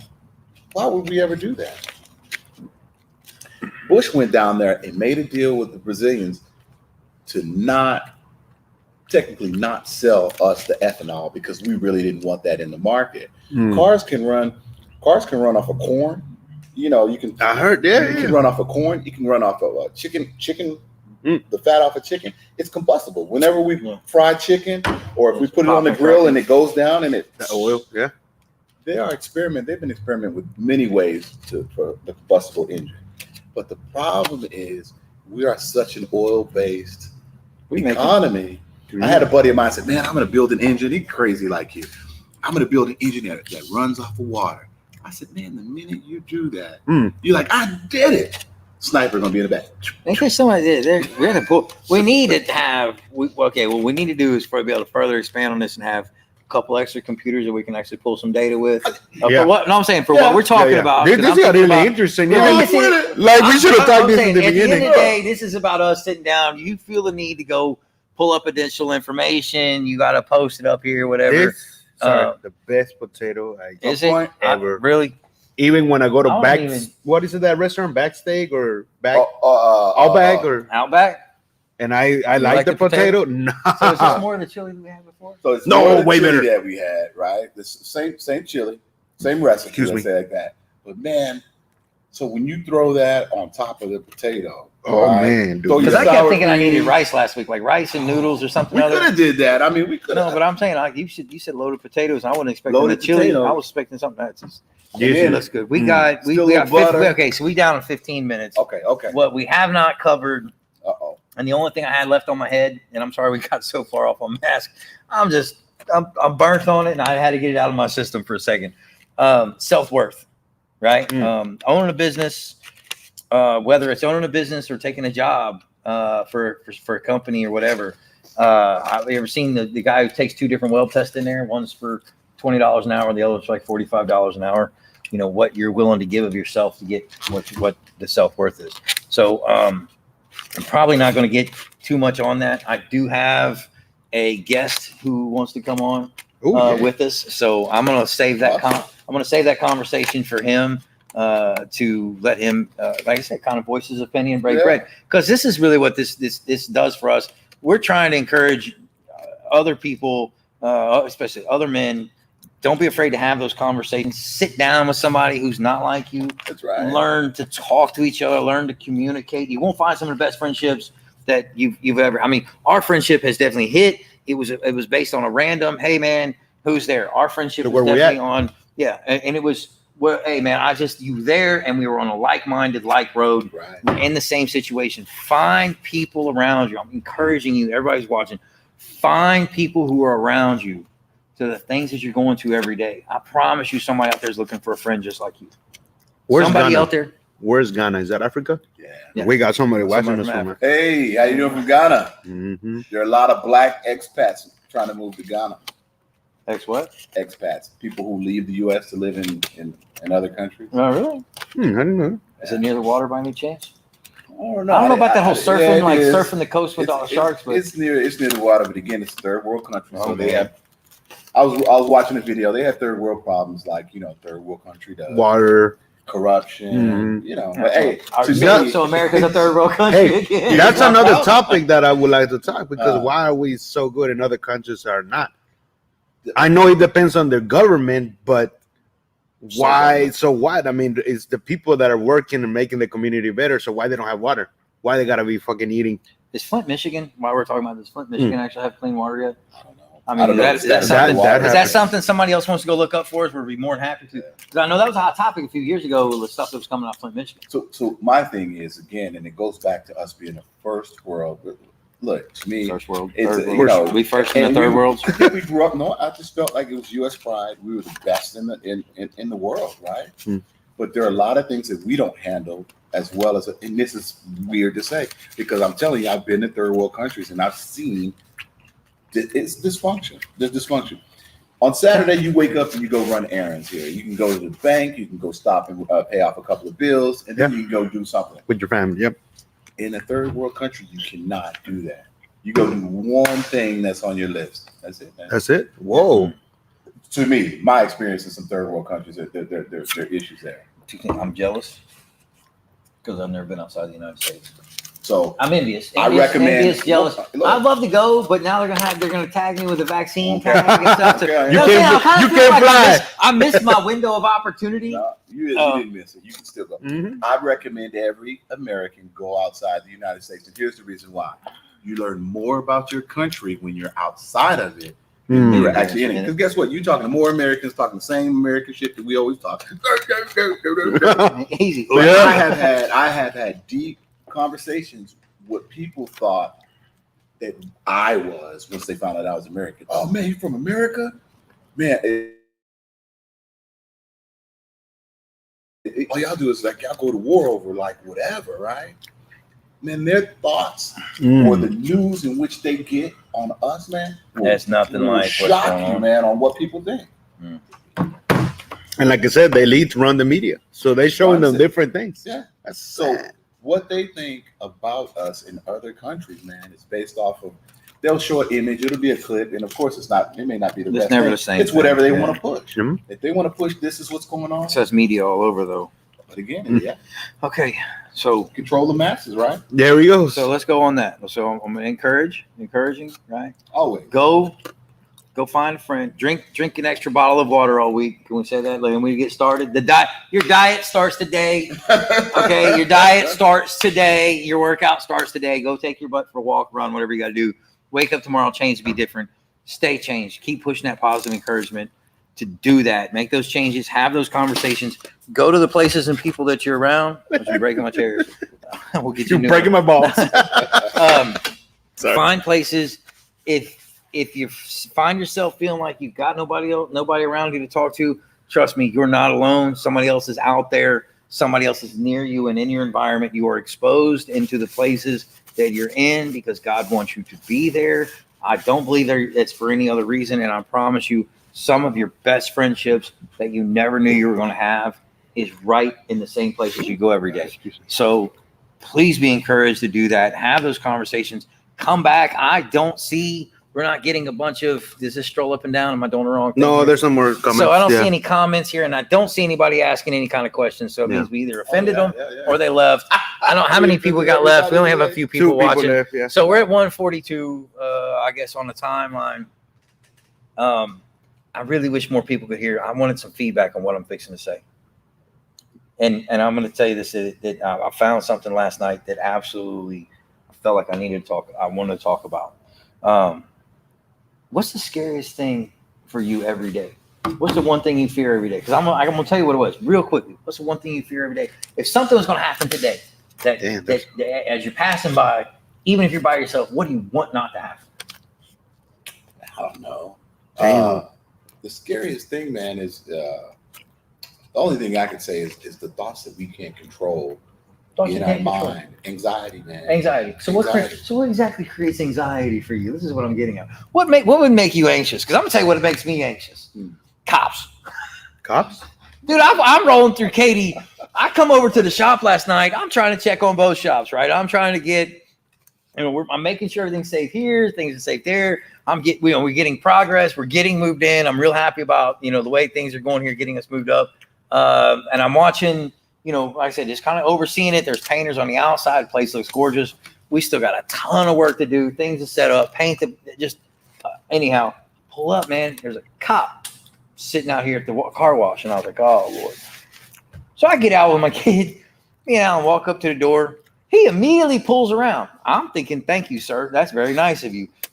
Glad to see you checking on my property and my business, And he's like, hey, so what's going on? We get to talking. I'm still not feeling uneasy, even though you in my parking lot, okay? I'm thinking to myself, did I pull in? Is there something wrong with my vehicle? Like, what is it that you just come over here to talk to me about? Because I'm not trying to talk to you about my day. And unfortunately, these guys took a job that sucks. Yeah. Okay. It's a crap job. They got a crap job. They got crap bosses. There's more people to blame than just the cop that we just heard, whatever the sirens rolling down the street for. So we come in, we sit in here for a few minutes, take care of everything, kind of put a few things away, discuss it, do what we do as business owners, and we wrap up our day. We head down Katy, land, turn on 90, and just like it's almost a nightly occurrence.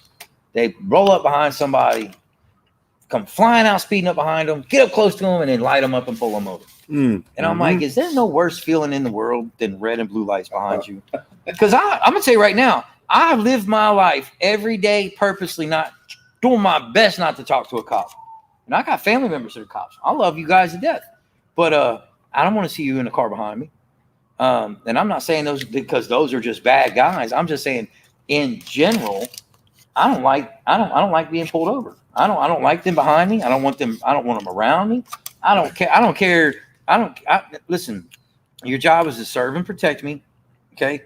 I get it. Sometimes they just doing randoms, but how many times you see them, they pull somebody over. The first thing they want to do is start pulling people out of the car and they're looking for this, looking for that. I think at that point, we need to just listen to these. You pull them over and bust them for something, all the other stuff goes away. That were you speeding? Slow down. That's it. So for the next 24 hours, I petitioned somebody to go listen to me. Somebody's going to get $1 million idea. What you need to do is we need to create an app, right? That goes between us and the cops. So when the cop pulls you over and says you're speeding, for the next 24 hours, your phone gets a GPS lock, the car, like whatever, when you're driving, right? If you're driving in your emotion, it knows you're out of speed. It's going to tell you for 24 hours, man, you need to straighten up. Tomorrow's a new day, right? Tomorrow's a new day. Leave that dude alone. Like we know in the past week we had Text 2K. We don't participate in Text 2K. Like I'm not out there racing with everything else. But I highly encourage these guys to have fun, man. Go fast. But I'm the company to come see if you want to, if you want to add some safety to your life, we're here available for you. I'm not going to go out there and force everything down their throats. You know what I'm saying? At the same time, one of the gentlemen I know, his daughter was in her car, and instead of the cop, apparently they said she's doing 103, 102, some crap like that. He goes, listen, man, I'm behind my kid in the car. She's doing 70. Truck goes by, it's blowing through. They didn't pull the truck over. They pulled over the Mustang. There's a lot of bad vibe, bad juju between, already enough, right? Cops already have enough on their heads. I've been pulled over 3 times in the past year. And I'm like, can I help you? Was I a speeding officer? And he's like, do you know you got a light out on the license plate? I do. Yeah, where are you coming from? Obviously, I'm coming from work, but you want to look around, looking in the back of my thing. What do you own? I own a place called the Chop Shop. What do you do? Build cars that drive faster than you. What am I really supposed to say? But last night, man, we watched the guy, little Nissan, come out of the neighborhood. Cop come flying down the road, and I'm looking down the road, and I'm thinking, man, that's the same cop that just was sitting on our own parking lot. This dude just double back just to see what we're doing, and I'm like, I started feeling so uneasy because I just had what should have been a healthy conversation with a police officer, right? And not 3 minutes after pulling out of my parking lot where said such officer was, I see another, officer, and I'm thinking, geez Louise, man, like, what do you know what I'm saying? Like, if you had that inclination, there was something there, then have that conversation with me when I was sitting there. And that's immediately my anxiety took over. And then I start thinking to myself, how many people experience this every day, right? Because I'm not running from the cop. I'm not going to trust me. You pull me over if I've done something wrong, I'm calling my attorney. That's it. I'm not sitting here discussing my day with you. But I'm gonna look at the positive side of it. You're a business owner. Yeah, I'm glad it was around. Pretty soon, as soon as this place, I mean, look, yeah, we packed. We got a classic car. But I'm not behind gonna say us. it. I'm talking about if he's in my parking lot, I'm cool. But just to be busted running up behind somebody, you ever just riding down the highway? We were on vacation, not vacation, but we traveled to see my grandmother. And I say that because I'm tired, man. Dad has driven. I have done all I can. It's a long haul. It's only 5 days of time. It's here, Georgia, down to Florida, Florida to Georgia, back over. We're on our way back. And through COVID, I got my truck inspected, but courthouses were closed for a minute. Right. I lost the paperwork to get on and mail it in. I never thought about, I can get online and see if I can just do it. And I thought, when they finally open stuff up, we'll go back to it. Cop pulls me over to start a COVID thing. He's like, you realize your registration is about to be over?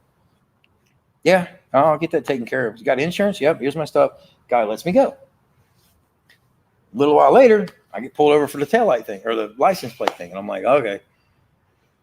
Your registration's expired? Yeah. You aware the courthouses are closed? So you're not getting overtime to go sit at the courthouse and wait and see if I'm going to show up in traffic court for you that day? And that's my feelings towards it. And, we're headed back.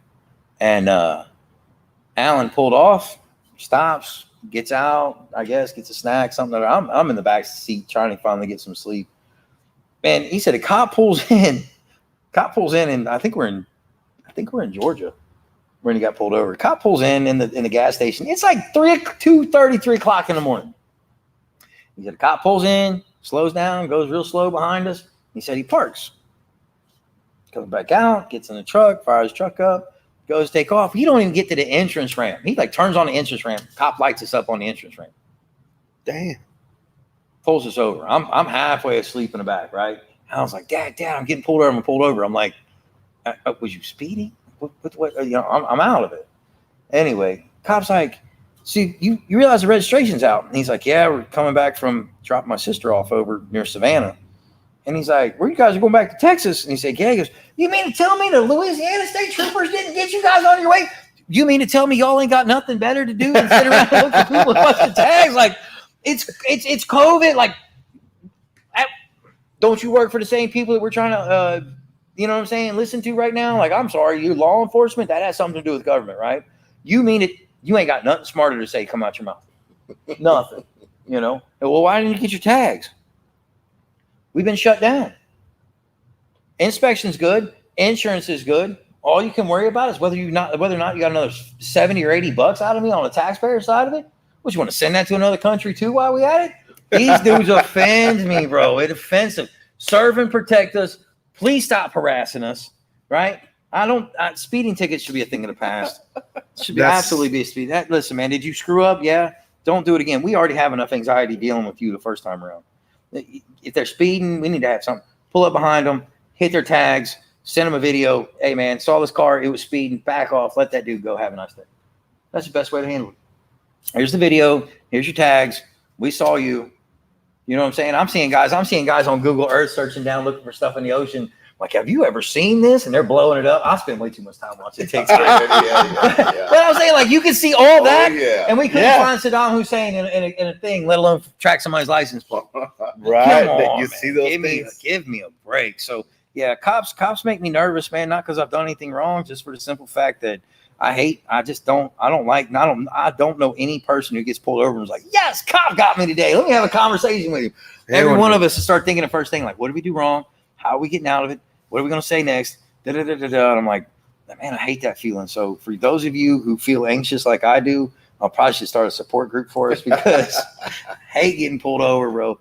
And I've been pulled over before, and I know I was doing wrong. I'm like, all right, man, just give my ticket. I'll just sit there and don't say anything. If I know I've done no wrong, it takes everything I got not to say, man. do I pay you taxes? No, I mean, like I said, the guys that I know, I'm fortunate to know the guys that I know. The cops, though, they're really cool dudes. One of them's my brother-in-law, and he's from, actually, his car was in Fast and Furious 2, way back in the day. But he was working in Miami at the time in law enforcement. So that's a long story for another day. Anyway, he's a really cool dude. He's as white as I am, and he's Cuban. And so he likes to pull people over, let them talk, play stupid. The minute they get that Spanish out, he ring them up. And I'm like, that's cold-blooded. He's like, it's just my job. Glad I don't speak Spanish then. But that's your point, because a lot of people like us and not Mexicans, but Latino, that they don't have any papers here. That's what they're afraid. Man, because I speak to them and they're like, I want to get stopped. These, They're not sending me back to these Mexico. blue eyes, and if I ever get the language down proper, I'm moving myself to the islands, bro. I'm telling from Puerto Rico. I'm from Puerto Rico, or I'm going to Aruba. I'm going to hide. I'm going to learn to speak the second language and hide, and I'm going to deny my whiteness until the very end.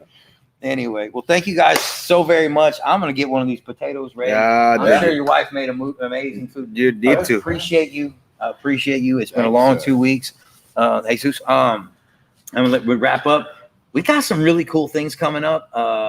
For those of you who have watched, here we've got, let's see, the ribbon cutting ceremony on April 3rd. It will be live on my Facebook, on the page. We're going to share a little bit of this to Breaking Bread, because this location, and I'm trying not to get emotional about it, this location is going to give us the opportunity to do a couple things that I've been wanting to do for a long time. One, we're going to have a community outreach every Sunday. So we're going to try to get a car cruise kind of thing together every Sunday, because I'm so used to growing up and we went to church on Sunday night, and we're not really having that down here, because I can't kind of find a place that, is functioning that way. Plus, I like the coffee houses and stuff that we used to do back up north. We're going to kind of add some things to the shop on the weekends, stop out, see it. I'm not trying to get customers. I'm trying to be involved in my community. Not every customer is the right client. I can tell you that much after this experience for the past few years. On top of that, more specifically, Breaking Bread, we're looking to grow this into such a way that, I'd rather see us have to be worried on Wednesdays that we're moving cars out and we're bringing tables and chairs in, so that we can get a few more people to be here with us. Like I said, we're going to have a few guys that are coming on. If it's something that you're interested, we're in a position now where you're more than welcome to. Please send Jesus a message on here, myself, Ray, anywhere you want to respond. We're looking to get some feedback. Listen, not everybody is. Listen, only Jesus was perfect and right, and nobody else has been past that. That being said, I'm all about, if I don't know it right, let's talk about it. Show me a better way. Sure. Teach me something better. Absolutely. You know what I mean? If the old way is not working and we have a way that's going to work, let's find that. And then let's use that in the community to help strengthen and encourage other people and more specifically, more men, more fathers. Do your part. We're still learning. This is only the second time. I have no idea what we were doing to start with, other than the fact that we came up with a pretty cool name. I like Ray Charles. It's just freaking hilarious. But having the beautiful friendships that we have been forged and made as of recent, a lot of good things are happening. And I say that because in a world that we sit down today and we look at, there's the mask, there's the vaccine, there's the red, there's the blue, there's the N word, there's the M word, there's all these kind of things and situations that are going on around us. Let go. Most of it we can't control. We sitting around talking about it just because it's between us and friends, right? Yeah. But our real friendship is always based on, like I said, once the camera stopped rolling, we're at the same position. We encourage each other. We talk to each other throughout the week. We chit chat. I like what you post. I try to make sure I encourage you. You're not really on the Facebook too much, but I try to reach out to you. Hey man, what's up? How's it going? This is where we're at. This is what we're going to do. We have conversation. We feed off of each other that way. I like this because we have an absolute time with our friendship to say, hey man, I know for certain come about 5:00 on Wednesday, I'm like ready to come. No, I'm on Monday. My man's like Wednesday. It's already like Wednesday. But that's such a. For me personally, guys, I'm gonna say thank you. It's such a welcome change in my life, because it not just gives me purpose and have something to look forward to, but it also helps me to have good friends around me. Helps me keep me rooted. helps keep me grounded while my feet are grounded high. Y'all help me stretch me up to the sky. You know what I'm saying? And Sometimes we just need to get it out. Yeah. You know Yeah. what I mean? Yeah. Let's just talk about it and get it out. Whatever that is that needs to Get it come out. Get it Let's out. Get that out. Get it out. Put it on Get the it over table. Let's with. talk about it. Yeah. Don't. You know, I think that's how, for me, the anxiety and able to be able to control it was to be able to let people know, like, look, I have anxiety. And don't let that thing grow bigger than what we are. Yep. Get it out of there. Let's talk about it. Yeah. And then what you find out is, hey, man, there are other people that have anxiety. It's the same thing. Yeah. We can talk about that. Yeah. We can share those things. And I think that just helps us as a Find community. common goals, Yeah, common interests. common. But at the same time, realize one of my best friendships, from especially for me and you, man, was in a place where I was there. We had common goals, common interests, knew nothing about each other Right. personally. Right. But the fact that you were in a common area, doing a common thing, and I was able to see that, I was like, you know what? That's somebody, you know, I mean, because I'm walking up, looking at the giant. Hey, man, I got a bench 135 over here. You think you can? And I look over and he's got 150-pound dumbbells. I don't know about 135. 135 is nothing for me. Got bad memories. Got bad memories. But, you know, to get out of that comfort zone, man, and go talk to that person who I was afraid. I was scared to death. And I get over and he's like, man, I say, solid, bro, solid. There's you, Jeremiah, couple, you know, my buddy Jimmy Gross. I mean, I walked in back in the day, and we just worked together. And he just noticed that I was eating different. He's like, hey, elbowed me. I'm like, oh God, you think you broke my ribs?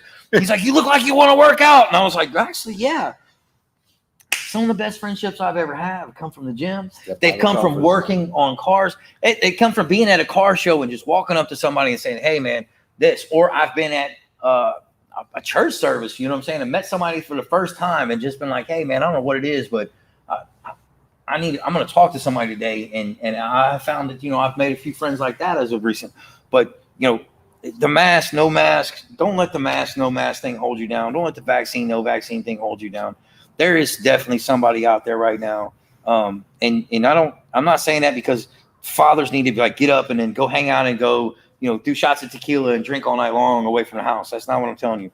But having a friend who new friends, you know, if you're sitting around a group of dudes, again, like the other people I listen to, if you're sitting around a group of losers, man, take the worst loser of the bunch and just get rid of him. Not because you don't like him, because you're allowing your friends to start dictating the person that you want to be. You're only going up as far as the people around you are going. If you're not around the right people and your life's not going the situation that you want it to right now, then I highly encourage you. You need to talk. You need somebody to talk to. We're here. We're available. Like I said, I try to put myself out there as much as I can to help everybody else. This shop is a huge step for me, stepping out of just where I've been at as a business owner and watching what I'm now handing over to my son. So I got to kind of keep reeling that in. I might own the corporation, but this is definitely my son's shop. And, you know, handing those reins over to him and knowing that I've spent 2 years of time just cultivating that relationship deeply. You know, put your kids in a position to be successful. Put your life in a position to be successful. You know, hug your wife, tell her you love her, take care of who you got. If I'm the unfortunate event that you got a baby mama and that's the way you only see it right now, highly encourage you to do something about that and change it too. You know, take care of the woman who's giving you the respect of making you a father to start with. So on that, I'm gonna be said, you got anything else? No. Close you out with a prayer. Let's close out with a prayer. Cool. So, great Heavenly Father, we thank you for today. We thank you for those who watch. We thank you for everything you've given us. We thank you for all the good. And God, we thank you for all the bad. We thank you for all the experiences that you've allowed us to go through. We thank you that your thoughts are above ours and you're taking us to places that we have not even realized that we're going to yet, because your will is greater than ours. Father, come in our lives. Bring us fulfillment and joy. Bring us the friends that we need. Take away the ones that we don't. And in all things, let your own Son and your glory be all that we search for. In Jesus' mighty name, I pray. Amen. Thank you all. Have a wonderful week. We'll see you back here next week. Next Wednesday. And we'll promise we'll be a little more organized. But hey, first day, new shop. Oh, no, it's good. Oh, and then we're going to keep on pushing for the April 3rd. So we're going to get to choose. April 3rd. Like I said, April 3rd. Open doors. Probably from like 10 to 6 that day. Yeah. Overall. Clown circus is going to be. No. But But we are, well, you know, the DJ. Oh man, they won't be able to come. Yeah, I didn't even want to mess here. Yeah. Okay, so They're booked. We're both of looking them. for somebody. Yes. Because if I got to break out my old speakers and throw myself out on the ground, that's what's going to happen. So, But if somebody watching us, and then most of the DJs that I know, they're booked because it's almost summer and parties again, and they're booked. There. Yeah, He's like, dude, people are ready to do. People are ready to get out and party. Dude, he's like, dude, you know, I'll do it for you. Regardless, if I got to get out the old surround sound system, We just make racing. We will. Right? No one's gonna mess with him. We're gonna direct traffic. We'll put a police uniform on him for Oh, he's like, that's not gonna happen. Anyway, so I guess we got that April 3rd. If you're interested in being in a crowd, please come on. If you're interested in being interviewed and you want to sit down and like I said, take over one of the spots for the day, we highly encourage you to do that too. We're looking for, listen, just because we don't always agree, don't mean that we can't find a reason to compromise and find an agreement space. If you're unable to compromise with other people and you won't bend and break, that makes you a butthole. You probably should change it. But and we're getting more people now in 2 hours. Isn't that fun? Like now we're getting back up to 5. Yeah, it's up and down. Breaking bread. We're out, guys. Episode 2, man. Thank At the you. beginning. Thank you. Guys. See ya. Have a good one.